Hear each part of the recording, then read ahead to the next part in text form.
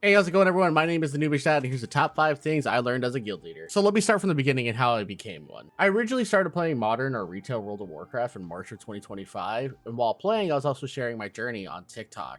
Through sharing my journey, I developed a following which wanted to play with me, so I created an in-game community in a Discord. It didn't take very long after that for people to kind of jab at the idea at creating a guild. People wanted a place to call home, which I can understand and respect. But being as a new player and I don't really understand anything and I'm learning the game, and then I start seeing the tank take some real damage. Like, I'm looking at his HP and it's just kind of slowly I mean, like, oh, it's gone. And the HP is the one on the far left, so I had a Blessing of Protection.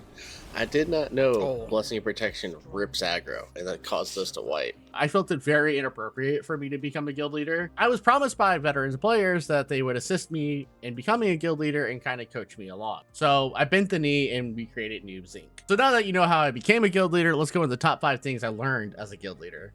Let's talk about cliques. And no, I'm not talking about the people that click their abilities in game. I'm talking about the cliques like the small groups of people or players. Cliques aren't necessarily a bad thing, but they could be really bad if they're people that refuse or avoid certain individuals. Now, cliques just aren't a World of Warcraft thing. They're also in all different variety of games, whether it be like Call of Duty or RuneScape, whatever, right? There's always that small group of friends that like to stay together and play together. Where it becomes a problem is if that small group of friends or individuals decide to avoid a certain individual or a certain group of people. This can cause turmoil and drama if everyone's not being included. Like, this could really cause some unrest within a guild and in a community if people are being purposely avoided. In my opinion, that shouldn't really matter. We are all World of Warcraft players, and if someone isn't exactly up to par, it's probably your job as a veteran player to coach that person to become a better player. But not everyone's coachable, right? Like, there are some people that refuse to get better and they're just a cozy style gamer and they like to do their little things. As a guild leader, you have to bring that to the reality that there is going to be some content that they cannot do because they are a cozy gamer, which is totally fine, but there has to be willing gamers to carry them through certain content. Like, if somebody wants to get Keystone Legend and kind of behind on the DPS meters, it's gonna take some talking to get that done for them, right? Sometimes there could be extreme reactions to people feeling left out or singled out in a guild or in a community.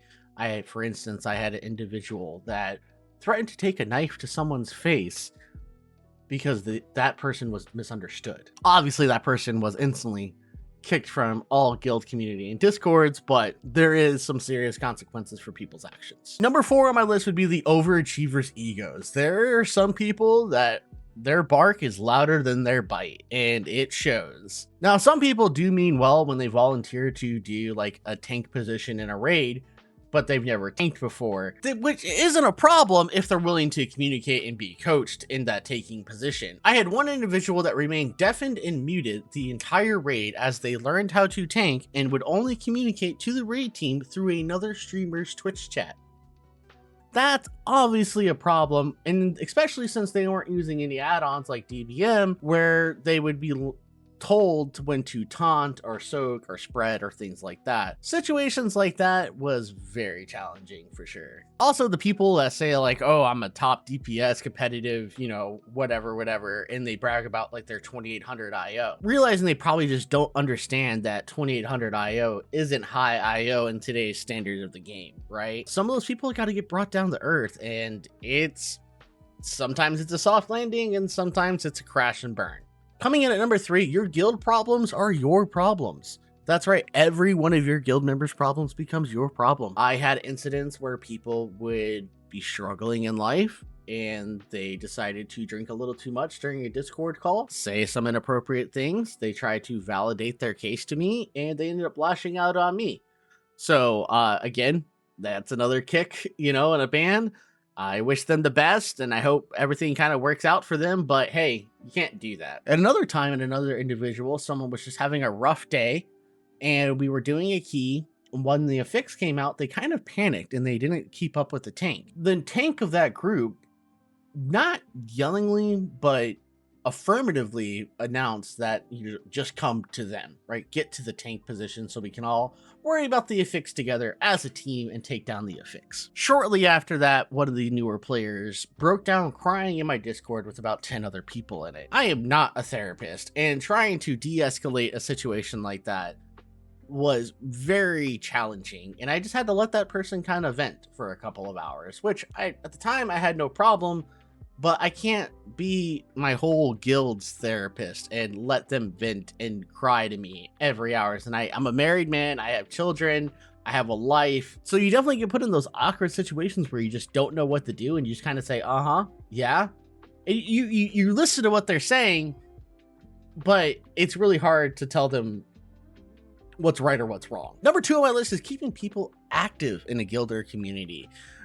Let's take right now where it's pre-patch. We're waiting for midnight to happen, and there isn't a whole lot of things going on in the game. Sure, there's some minor class changes here and there, but things like keys don't really matter, and raids are really easy to where people don't really care about doing them. Not to mention, once you've gotten all your gear from a raid, there's really no point of doing that again unless you level up a new toon. Keeping a guild and a community active is really challenging and really hard to pry away some of those die-hard players from other games, so you can have like community game nights or movie nights where that's what some of the community wants, and you try to organize like visiting older legacy style content to do like transmog and mount farms, but your numbers are so small because there isn't a real reason to play at the moment. It could be challenging. Coming out at number 1, guilds don't matter.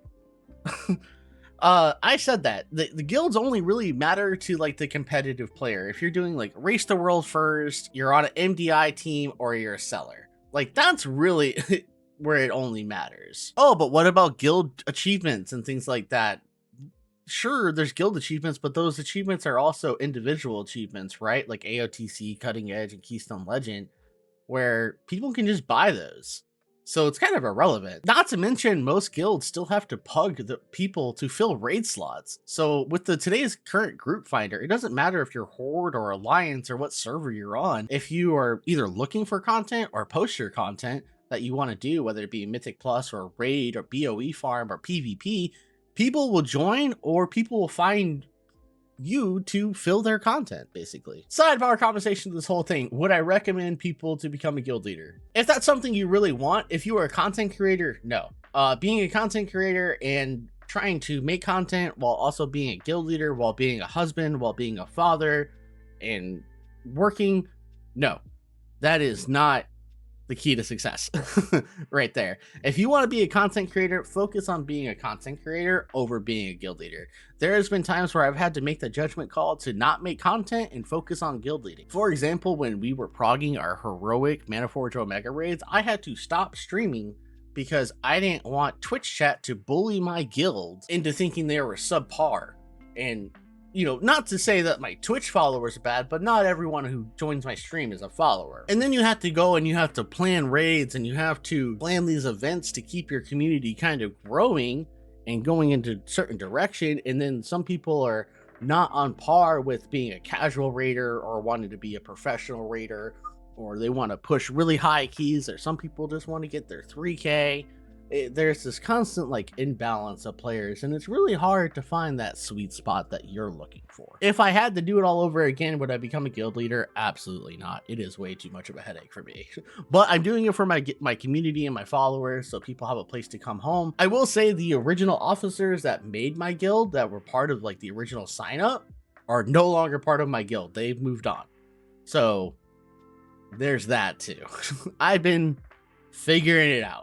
But we did achieve AOTC in season 3, and that was a pretty high point for me, I'd have to say. And if you made it to this part of the video, remember to hit that like button, hit subscribe to see more of my content. I'm going to try to post more of these top 5 things in the future as they kind of come up. But I will see you all next time.